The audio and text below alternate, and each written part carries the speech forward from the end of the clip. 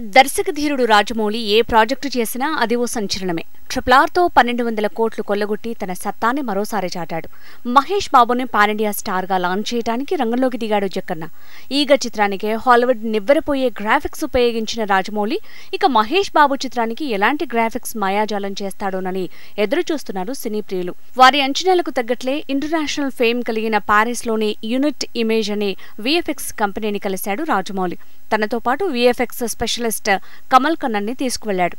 భారీ బడ్జెట్ చిత్రంగా ఈ మూవీని తెరకెక్కించనున్నాడు రాజమౌళి. అటవీ నేపథ్యంలో సాగే సాహస గాథగా కథా కథనాల్ని అల్లుకున్నారని టాక్. దాంతో గ్రాఫిక్స్ కి చాలా ప్రాధాన్యత ఉంటుందని తెలుస్తోంది. భారీ సెట్స్ తో పాటు విజువల్ ఎఫెక్ట్స్ కి బడ్జెట్ కేటాయించాల్సి ఉంటుంది.